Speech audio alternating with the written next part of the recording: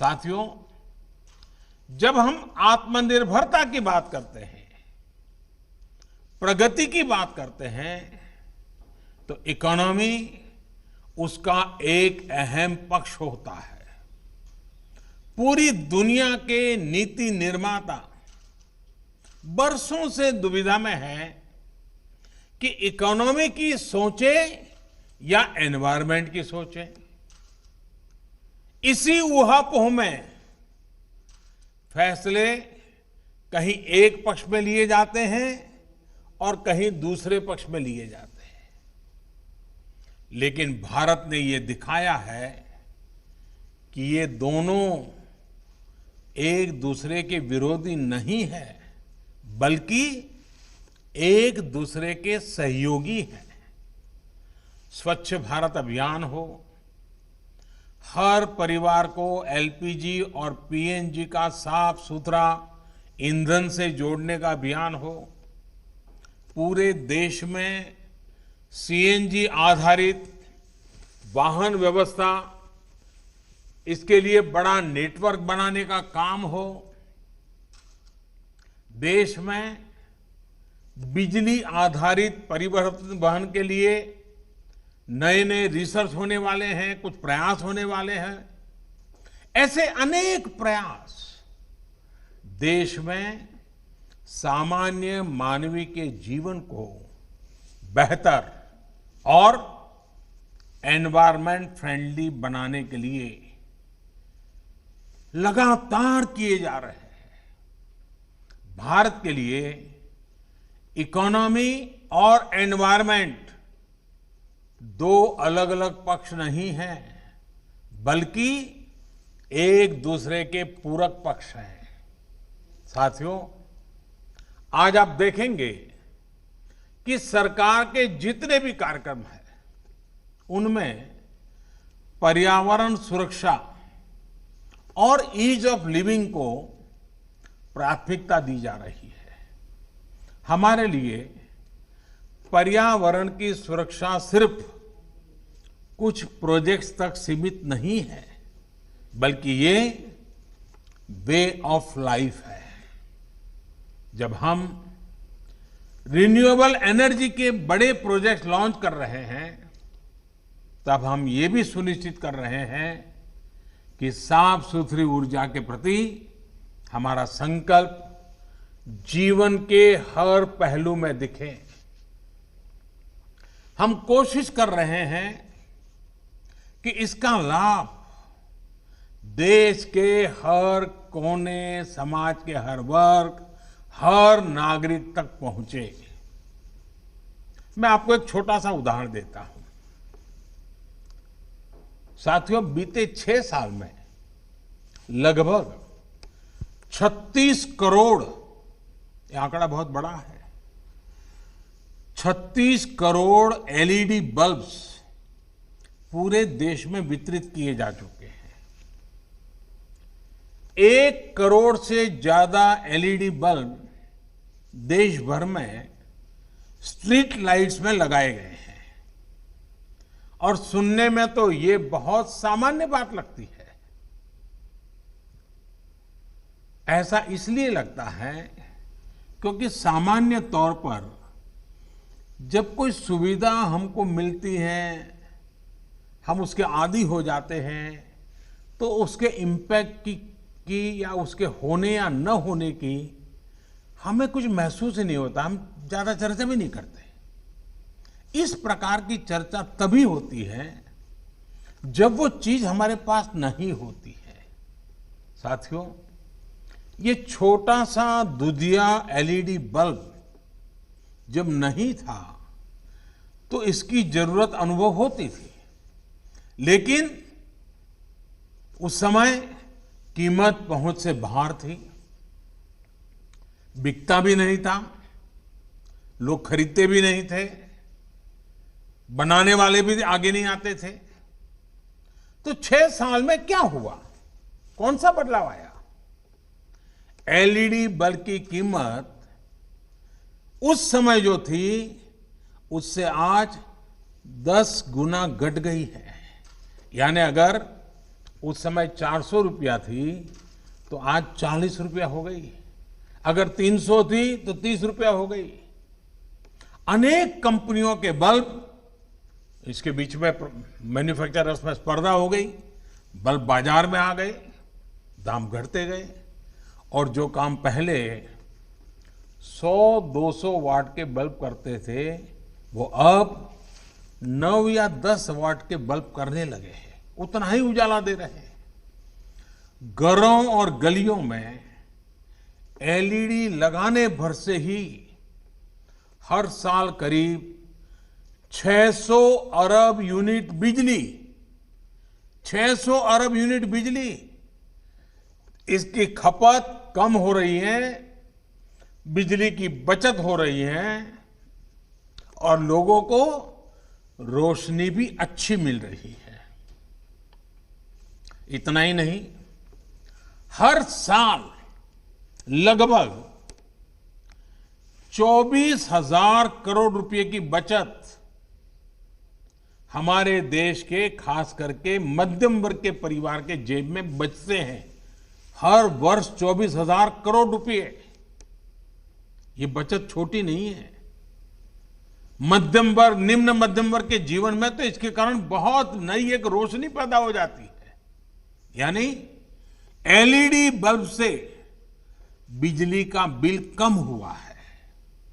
इसका एक और महत्वपूर्ण पहलू है, एलईडी बल्ब से करीब 4.5 करोड़ टन कम कार्बन डाइऑक्साइड पर्यावरण में जाने से रुक रही है। यानी प्रदूषण कम हो रहा है। साथियों, बिजली हर किसी तक पहुंचे, पर्याप्त बिजली पहुंचे, हमारा वातावरण, हमारी हवा, हमारा पानी भी शुद्ध बना रहे, इसी सोच के साथ हम निरंतर काम कर रहे हैं। यही सोच सौर ऊर्जा को लेकर हमारी नीति और रणनीति में भी स्पष्ट झलकती है। आप सोचिए, साल 2014 में सोलर पावर की कीमत 7-8 रुपये प्रति यूनिट हुआ करती थी और जैसे शिवराज जी ने बताया उसके पहले तो और ज्यादा थी। आज यही कीमत 2.25 से 2.5 रुपये तक पहुंच चुकी है। इसका बहुत बड़ा लाभ उद्योगों को मिल रहा है, रोजगार निर्माण में मिल रहा है, देशवासियों को मिल रहा है। देश ही नहीं, पूरी दुनिया में इसकी चर्चा है कि भारत में सोलर पावर इतनी सस्ती कैसे है। जिस तरह से भारत में सोलर पावर पर काम हो रहा है, ये चर्चा लगातार होने वाली है, चर्चा बढ़ने वाली है और लोग भारत से सीखने का प्रयास भी करने वाले हैं। ऐसे ही बड़े कदमों के कारण भारत को क्लीन एनर्जी का सबसे अट्रैक्टिव मार्केट माना जा रहा है। आज जब रिन्यूएबल एनर्जी की तरफ ट्रांजिशन को लेकर दुनिया में चर्चा होती है तो इसमें भारत को मॉडल के रूप में देखा जाता है। साथियों, दुनिया की, समग्र मानवता की भारत से इसी आशा, इसी अपेक्षा को देखते हुए हम पूरे विश्व को जोड़ने में जुटे हुए हैं। इसी सोच का परिणाम आईसा यानी इंटरनेशनल सोलर अलायंस, आईसा, इसका हमने निर्माण किया है। वन वर्ल्ड, वन सन, वन ग्रिड के पीछे की यही भावना है। ये सौर ऊर्जा के बेहतर उत्पादन और उपयोग को लेकर एक पूरी दुनिया को इकट्ठा करने का प्रयास है, ताकि हमारी धरती के सामने खड़ा बड़ा संकट भी कम हो सके और छोटे से छोटे, गरीब से गरीब देश की बेहतर बिजली की जरूरतें भी पूरी हो सके। साथियों, एक प्रकार से सौर ऊर्जा ने आम ग्राहकों को उत्पादक भी बना दिया है। पूरी तरह से बिजली के बटन पर कंट्रोल सामान्य नागरिक को दे दिया है। बिजली पैदा करने वाले बाकी माध्यमों में सामान्य जन की भागीदारी ना के बराबर रहती है, लेकिन सौर ऊर्जा में तो चाहे घर की छत हो, दफ्तर या कारखाने की छत हो, कहीं पर भी थोड़ा स्पेस हो, इसमें सामान्य जन की अपनी आवश्यकता की बिजली पैदा वो कर सकता है। और इसके लिए सरकार व्यापक प्रोत्साहन भी दे रही है, मदद भी कर रही है। बिजली उत्पादन में आत्मनिर्भरता के इस अभियान में अब हमारा किसान, हमारा अन्नदाता भी जुड़ रहा है। अन्नदाता ऊर्जादाता भी बन सकता है। साथियों, हमारा किसान आज इतना सक्षम है, इतना संसाधन संपन्न है कि आज वो एक नहीं, दो तरह के प्लांट से देश की मदद कर रहा है। एक प्लांट तो वो है जिनसे पारंपरिक खेती होती है और जो सदियों से करता आया है, और हम सभी को अन्न मिलता है, भोजन मिलता है। किसान हमें भूखा नहीं रहने देता है, उसके लिए वो पसीना बहाता है। लेकिन अब दूसरे तरह की भी प्लांट भी हमारे किसान के लिए अवसर बनाकर के उसके खेत में दस्तक दे रहा है, और जिससे खेत की आवश्यकता, घरों की आवश्यकता, वहां तक बिजली पहुंच भी सकती है। जो पहला प्लांट है, जो पारंपरिक खेती है, वो हमारा किसान ऐसी जमीन पर लगाता है जो उपजाऊ होती है। लेकिन ये जो दूसरा सोलर एनर्जी प्लांट है, ये ऐसी जमीन पर भी लगेगा जो जमीन उपजाऊ नहीं है, पानी नहीं है, फसल के लिहाज से वो जमीन अच्छी नहीं है। यानी कि किसान की वो जमीन जहां फसल उगाने में बहुत खर्चा हो जाता है और कोई गारंटी नहीं होती है, अगर बारिश थोड़ी ऊपर नीचे हो जाए तो सब बर्बाद हो जाता है, उस जमीन का उपयोग भी होगा। उससे भी किसान की आमदनी बढ़ सकती है। कुसुम योजना के माध्यम से आज किसानों को अतिरिक्त जमीन पर ऐसे सोलर प्लांट लगाने में मदद करने की योजना काम कर रही है। खेतों में ही जो सोलर बिजली पैदा होगी, इससे हमारे किसान अपनी जरूरतें भी पूरी कर पाएंगे और अतिरिक्त बिजली को बेच भी सकेंगे। मुझे पूरा विश्वास है कि मध्य प्रदेश के किसान साथी भी अतिरिक्त आय के इस साधन को अपनाने और भारत को पावर एक्सपोर्टर, ऊर्जा निर्यातक बनाने के इस व्यापक अभियान को जरूर सफल बनाएंगे। ये विश्वास इसलिए अधिक है क्योंकि मध्य प्रदेश के किसानों ने संकल्प को सिद्धि में बदल करके दिखाया है। आपने जो काम किया है वो हर किसी के लिए प्रेरणा का कारण बना हुआ है। जिस प्रकार आपने गेहूं उत्पादन के मामले रिकॉर्ड बनाया, दूसरों को पीछे छोड़ दिया, वो प्रशंसनीय है। कोरोना के इस मुश्किल समय में किसानों ने जो रिकॉर्ड तोड़ उत्पादन किया, मध्य प्रदेश की सरकार ने रिकॉर्ड तोड़ खरीद की, उसके लिए भी आप प्रशंसा के पात्र हैं। और इसलिए बिजली उत्पादन के मामले में भी मध्य प्रदेश के सामर्थ्य पर मुझे पूरा भरोसा है। उम्मीद है कि एक दिन ये भी खबर आएगी कि कुसुम योजना के तहत मध्य प्रदेश के किसानों ने रिकॉर्ड बिजली उत्पादन की है, बिजली पैदा की है।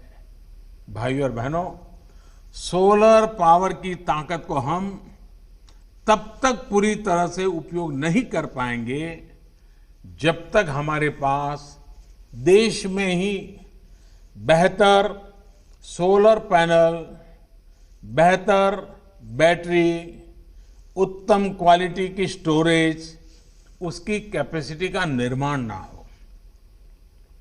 अब इसी दिशा में तेजी से काम करना है और हम सब करके रहेंगे।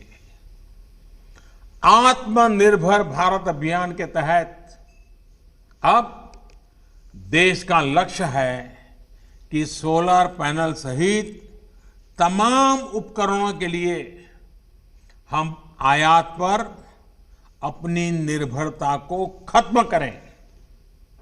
लक्ष्य ये है कि अभी जो देश की solar PV module manufacturing capacity है उसको भी तेजी से बढ़ाया जाए और इसलिए घरेलू मैन्युफैक्चरिंग को बढ़ावा देने के लिए अनेक जरूरी कदम उठाए जा रहे हैं। अब जैसे कुसुम योजना के तहत लगाए जा रहे पंपों में वो सोलार पंप बनाए जा रहे हैं, घरों में लगने वाले रूफटॉप पैनल में भारत में ही बने सोलार फोटोवोल्टेक सेल्स और मॉड्यूल्स, इसको हमने जरूरी कर दिए गए हैं। इसके अलावा सरकारी विभाग और दूसरी सरकारी संस्थाएं जो भी सोलर सेल या मॉड्यूल खरीदेगी वो मेक इन इंडिया ही हो, ये तय किया गया है। यही नहीं, पावर प्लांट्स लगाने वाली कंपनियां सोलर पीवी मैन्युफैक्चरिंग भी करें, इसके लिए भी प्रोत्साहन दिया जा रहा है। मेरा आज इस सेक्टर से जुड़े उद्यमियों से, युवा साथियों से, स्टार्टअप से, एमएसएमई से यही आग्रह है कि आप इस अवसर को जाने मत दीजिए, इस अवसर का फायदा उठाइए। भाइयों और बहनों, आत्मनिर्भरता सही मायने में तभी संभव है जब हमारे भीतर आत्मविश्वास हो। आत्मविश्वास तभी आता है जब पूरा देश, पूरा सिस्टम, हर देशवासी, हम सब मिलकर के आत्मनिर्भरता की दिशा में चल पड़े। कोरोना संकट से पैदा हुई स्थितियों के बीच भारत यही काम कर रहा है। सरकार यही आत्मविश्वास जगाने में जुटी है। समाज के जिस तबके तक अक्सर सरकारें पहुंच नहीं पाती थी, आज उन तक सरकार के संसाधन और संवेदना दोनों पहुंच रही है। अब जैसे प्रधानमंत्री गरीब कल्याण योजना को ही लीजिए। लॉकडाउन के तुरंत बाद पहला कदम ये उठाया गया कि देश के 80 करोड़ से अधिक गरीब साथियों तक मुफ्त खाना पहुंच सके, उनकी जेब में थोड़ा बहुत खर्चे के लिए व्यवस्था रहे। और जब लॉकडाउन उठाया गया तब सरकार को लगा कि आने वाला समय तो बरसात का भी है, त्योहारों का भी है, और हमारे यहाँ तो दिवाली और छठ पूजा तक अब तो त्योहार ही त्योहार चलते रहते हैं और सभी संप्रदाय, सभी धर्मों के त्योहार रहते हैं। ऐसे में गरीबों को ये मदद मिलती रहनी चाहिए, इसलिए इस योजना को जारी रखा गया। अब गरीब परिवारों को नवंबर तक मुफ्त राशन मिलता रहेगा।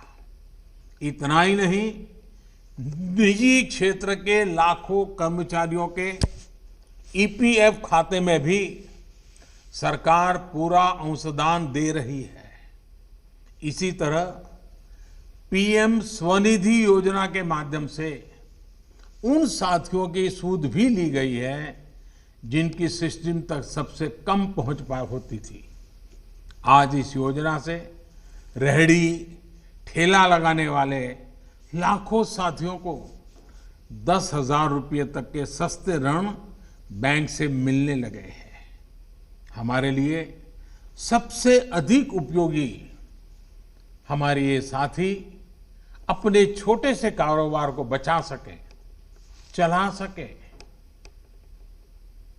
हमारे यहां इन सारी चीजों को कभी प्राथमिकता नहीं रहती थी, लेकिन एक संवेदनशील सरकार होने के कारण, देश की भावी पीढ़ी को समर्पित होने के कारण आज हम लगातार कदम उठा रहे हैं। यानी एक तरफ छोटे लघु कुटीर उद्योगों और बड़ों उद्योगों के बारे में सोचा गया, तो दूसरी तरफ इन छोटे लेकिन उपयोगी कारोबारियों की भी चिंता की गई। साथियों, सरकार हो या समाज, संवेदना और सतर्कता इस मुश्किल चुनौती से निपटने के लिए हमारे सबसे बड़े प्रेरणा स्रोत है।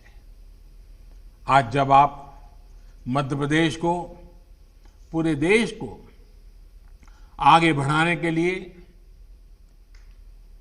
रोजी रोटी भी कमाने के लिए घर से बाहर निकल रहे हैं, निकलना पड़ रहा है, तो अपनी एक और जिम्मेदारी भी हमेशा याद रखिए, और वो है, और मैं चाहूंगा कि जो बात मैं बताता हूं ये बाकी लोग भी बार बार बताते रहें, जहां भी है बताते रहें। 2 गज की दूरी,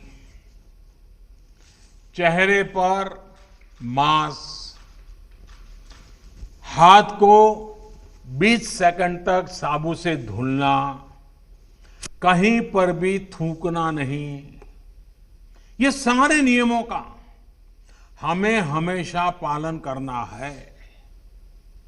आप भी बचेंगे, आपका परिवार भी बचेगा, और आपके यार दोस्त साथी मित्र सहयोगी हर किसी की जिंदगी बचाने में आप बहुत बड़ी भूमिका अदा करेंगे। और इसलिए इन नए नियमों में, इस अनुशासन में कहीं पर भी कमी मत आने देना। आपका जीवन बहुत मूल्यवान है, न सिर्फ आपके परिवार के लिए, देश के लिए भी मूल्यवान है। और इसलिए इन नियमों का हमें पालन करना ही है। मेरे प्यारे साथियों, एक बार फिर आपको, मध्य प्रदेश को इस सोलर पावर प्लांट के लिए बहुत बहुत मैं बधाई देता हूं, और ये कहना चाहूंगा कि प्लांट भले रीवा में लगा हो, बिजली चलो दिल्ली के मेट्रो तक पहुंचती होगी, लेकिन इसके कारण पर्यावरण के पक्ष में जो काम हुआ है उसका प्रभाव पूरी मानव जाति पे होने वाला है, पूरे विश्व पर होने वाला है। और इसलिए आपने एक सुरक्षित विश्व के लिए मजबूत नींव आज रीवा में डाली है। ये काम छोटा मत समझता। फिर एक बार मैं आपसे यही कहूंगा, आप सतर्क रहें, सुरक्षित रहें, स्वस्थ रहें।